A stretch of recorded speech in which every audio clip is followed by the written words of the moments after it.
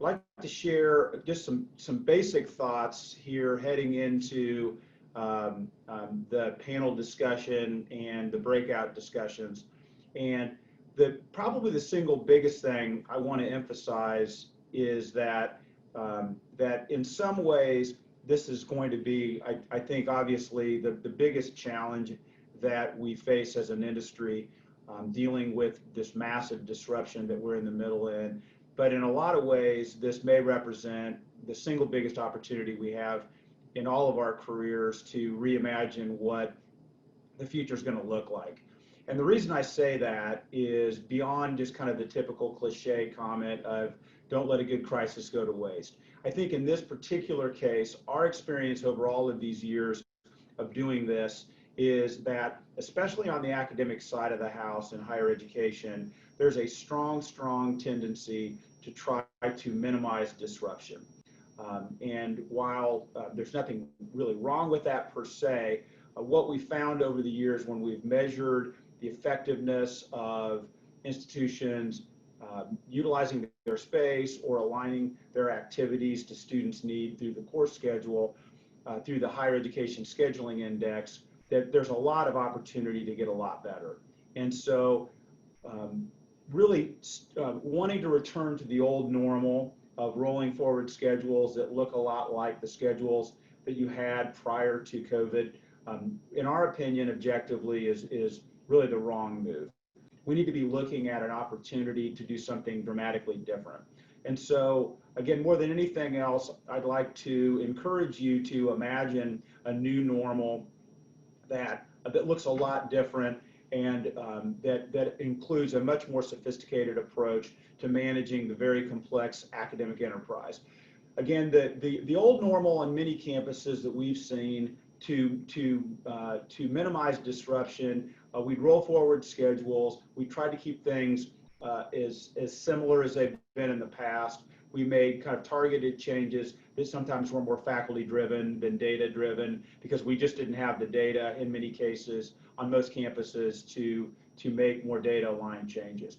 The kind of things that we're partnering with institutions on now, to a large extent, is helping you be nimble. There are many institutions we're working with where we're creating multiple schedule scenarios with them, both in terms of a space schedule that would allow for some social distancing based upon various different assumptions, and also some hybrid type schedules in the course schedule that would allow you to pivot or depending on the fluid information coming from health officials in the coming months. In terms of the new normal, though, what we'd love to see is a better new normal that uses data. And it uses data to allow you to become student aligned. And the biggest hallmark of institutions that we've worked with that have made the most progress is, in addition to using data, they've become very collaborative. It's not simply a collection of very autonomous, siloed academic departments. It's a group of academic leaders that have come together collaboratively to build a better schedule, to build better systems and processes for their students in a very collaborative way. Because obviously, if you're a student and you're navigating most credentials on most campuses, you're having to take classes from multiple different departments. And so trying to manage that in a kind of a siloed way where each department has their own processes, has their own systems, has their own mini schedule, and we just kind of mash all that together and the schedule becomes an amalgam of these micro schedules. The odds of that working for the student are very low. And so again, we encourage you to look at this as maybe a once in a career opportunity to reimagine what this could look like going forward. Another thing that we stress in our partnerships increasingly at Ad Astra is kind of the framework that Simon Sinek made popular in the TED Talks of Start With Why. And what we've realized for years in looking at your mission statements as we try to help you realize your mission is that the why there in many cases involves helping students' lives become transformed, helping students realize their dreams. And as I alluded to earlier, and as I'm sure all of you know very intimately, that's a complex thing to try to accomplish. If we follow Simon Sinek's model, though, when we look at the very logical but hard to kind of execute strategy of making sure that our infrastructure, our standard operating procedures, our way of thinking aligns with our why, we've got a lot of work to do. So again, in his model, you start with why. So your why, let's say, is most likely some flavor of transforming students' lives. The question we have to ask is your academic infrastructure, are the various things that you do to manage the core academic enterprise of your institution, are those things optimized to realize that why? And in most cases, the answer is no. It's very complicated, it's very hard. This is not an indictment, but it is a challenge for us looking forward. If we're going to get better, if we're going to realize this once in a career opportunity to reimagine things, is look at how the way we do things could be reimagined, could be improved to help vastly accelerate the progress we make toward realizing our mission of transforming more and more students' lives. And as we look at that, and especially with Sarita's comments coming up, I want to try to frame that not only in a macro sense, but in the sense of helping students realize their dreams, especially in the context of closing equity gaps. What we're also a big emphasis for us going forward is looking at specific subsets of students, student cohorts that might be being retained or graduating at a lower rate, and partnering with you to A, really identify why that's happening, and B, help accelerate their progress to completion so that we can help you close those equity gaps as we raise overall outcomes. Sarita's going to go into much more detail about this and cover the challenges of the postmodern student much more eloquently than I ever could. But I wanted to talk about it a little bit more specifically in the context of how Ad Astra looks at our role in the student progress subset of the student life cycle in terms of closing equity gaps. If we look at this diagram, the four circles really represent the four different stages of the student success life cycle that Gates, Lumina, and all of the big thinkers in our industry kind of use. And when they talk about access, are we getting more and more students into an institution of higher learning? Engagement, when they arrive, are they feeling like they belong? Are they feeling that they understand the lay of the land so that they can navigate their higher education experience? And then progress to completion is really where Ad Astra focuses. And in our world, it's trying to accelerate what we call degree velocity so that we can shrink time to completion. Obviously, then we want to focus on graduating students, and then we really want to make sure that they're not just graduating, but they're graduating in a credential that leads to a job out in the marketplace. So more and more when we look at that, that students really are looking for socioeconomic mobility, not just for them, but for their entire family, especially as we look at this through the lens of closing equity gaps. So what are some of the challenges that we need to be cognizant of as we look at accelerating time to completion and closing equity gaps?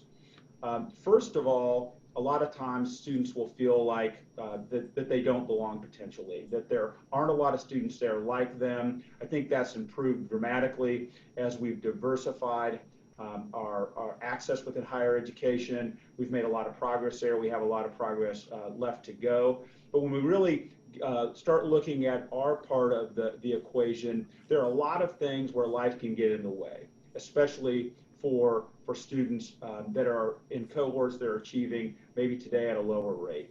They are much more likely to have work or other obligations and more hours of those kinds of outside obligations than other students might have. They're more likely to have a need to take developmental math, developmental English, which is challenging because in many cases, their first semester or two, a lot of their time and energy is going to just get them to the starting line of their pathway progress. They could have very limited support networks where they're looking at, trying to navigate through all of these different processes, these different offices they have to visit, these forms they have to fill out. They don't have people in many cases in their family as first generation students that can help them with that experience. They're more likely to have financial challenges where maybe they have some financial aid available, but they may be more likely to just need to quit school and get a full-time job if they run into more financial challenges. And then in our world, transportation challenges can also be pretty significant, especially if we're asking students to bounce around between campuses or take classes during the day and then take more classes at night. So transportations can be a big challenge as well. So all of that really, all of that really leads to the significance of making sure that students are making the most progress they possibly can through their credential as quickly as possible, because life's going to get in the way. There are going to be things that are going to happen that are going to make it challenging for those students to graduate. And the faster they're making progress and the closer they are to the finish line when these things inevitably happen to them, the more likely that they'll persist and they'll graduate. So Sarita will talk some more about that going forward. But prior to Sarita's comments, I want to quickly touch on a new framework that we're going to be using pretty extensively in our partnership discussions. We're going to be talking with you ideally at least once a year about our partnership charter, kind of what is our why in our partnership, and helping you realize your why as an institution. And then we want to create action plans that are basically roadmaps for our partnership going forward. Many of you are working with us in the infrastructure bubble there in our diagram. Astra schedule would fit into that infrastructure diagram. It's basically the core of kind of keeping things running, keeping the trains running on time, making sure that classes are scheduled, and that students, when they show up for registration, can navigate through a class schedule. Policy, meeting pattern grids, things of that nature would all fall into the infrastructure bubble.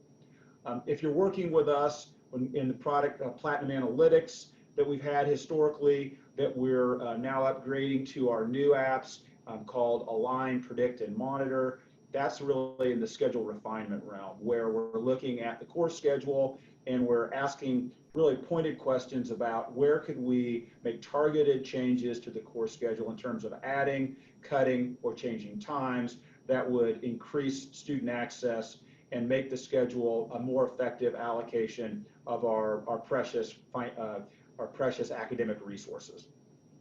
When we look at instructional capacity, some of you have engaged with us in space capacity analysis, and that's where we're looking at where you might be bottlenecking in your classroom space. What is your effective capacity, especially if your enrollments are growing? Is that something that might become a challenge for you in terms of really being able to roll out the classes you need in prime time to meet your student need?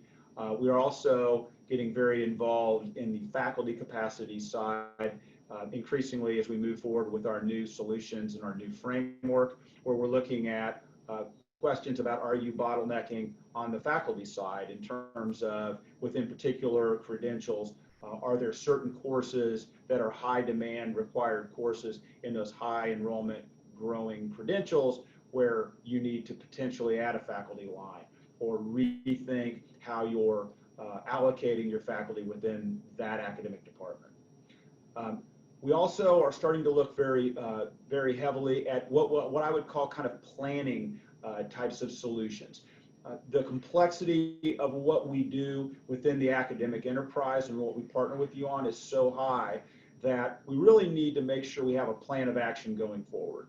So instead of, for example, having a situation where students show up, they sign up for a credential, they may start taking classes on a particular campus at night, they're kind of working through their gen ed core, and then they realize that maybe there are only 2 or 3 of them taking night classes on that campus that want to complete that credential. So now you're faced with this problem because there wasn't a plan in advance, or maybe this wasn't something that was analyzed, where you really have to decide, do I run this class, this required class, for 2 or 3 students or 1 student on that campus at night, or do I force those students to make a hard decision, maybe to change their job, maybe to have to figure out transportation so that they can drive 45 minutes across town to another campus. So we want to try to avoid that kind of lose-lose problem, which many of our institutions have really struggled with once they've gotten better at schedule refinement.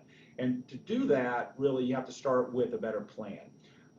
So enrollment health is a way where we can look at planning and really actively, proactively engaging in the process of strategic enrollment management. And when I say that, it's not just getting the students in the door, but it's understanding the cohorts in each credential, how they're fragmenting by location, by modality, by time of day. And if you're a two-year college, you may be rolling out 8-week terms and 16-week terms, which is great, and which is, we've seen some good data on how students can succeed in that format, maybe even more so than taking a lot of 16-week classes. But the problem is that's another way where enrollments can get further fragmented. So we look at that in enrollment health, and we see basically how are your cohorts of students within those different credentials kind of opting into these different fragments, and can you teach those small cohorts in a financially sustainable way, or do you need to have a plan to kind of consolidate those fragments of enrollments in a way where you can keep the promises you're making to your students, where they can actually get the courses they need and graduate? So that's enrollment health. A related planning engagement or area that we could look at is pathways, using data to refine your pathways. And so many of you have rolled out pathways. Many of you have degree maps or other things that you have embedded in your student planning systems or degree audit systems. But in the pathways kind of solution area, what we found is it's very, very helpful to look at the data and see, do you have an appropriate amount of choice in your pathways, again, relative to that enrollment health of each credential? Are those courses in the lower enrollment credentials, are they shared between multiple pathways, so that instead of just having 1 or 2 students that need a particular course for a lower enrollment major, maybe you have 8 or 10 or 15 because that course is also used for other pathways? Do you rotate your offerings of that course on only fall terms or only spring terms to augment demand? If you do that, do the advisors and students know that? Again, is there a plan in place? So that's the kind of common theme there with enrollment health and pathways. Let's look at the data. Let's see where's the sweet spot between choice for your students and sustainable kind of critical mass of enrollments for your institution. And then that leads us finally to financial health. Financial health is a new offering for us, where we look at exactly what it sounds like, the financial margin, the contribution margin, but on a credential by credential basis, because that's really how your students are opting in to partnering with you.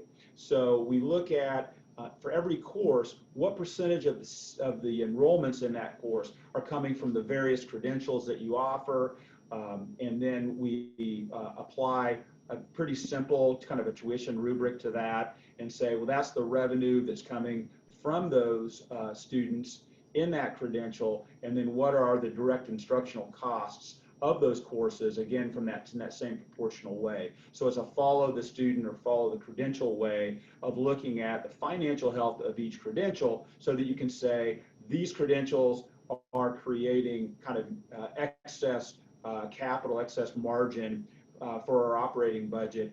These credentials are being subsidized, and what can we do to kind of manage that? The goal being not to just go through and have an excuse to cut a bunch of academic programs. The goal being to really give you the ability to be much more surgical as you're managing your finances, especially now with all of the challenges we have in doing that. And then I'm going to wrap up. I'm a sports fan, so my apologies here if you're not, but I'm going to wrap up with a bit of a wink to Kobe Bryant, who we just lost, a great basketball player. And he said something that I thought was kind of apropos for the basic message that I want to leave you with, is that these things are challenging. These things are, but they're very, very important. And this, again, this may be a once in a career opportunity for all of us. So let's really lean into these opportunities and consider how, if we're going to realize your why of transforming students' lives, we're going to have to consider a much more sophisticated how. And so by metaphor, I'm gonna let Kobe Bryant kind of make this point for us, that we really need to play chess, not checkers. The new how is using data, it's collaborating, it's creating a plan, and it's executing a plan in a very coordinated, data-informed way. And it's really having to play chess for you to be more successful at realizing your mission. So with that, I'm going to turn it over to Sarita.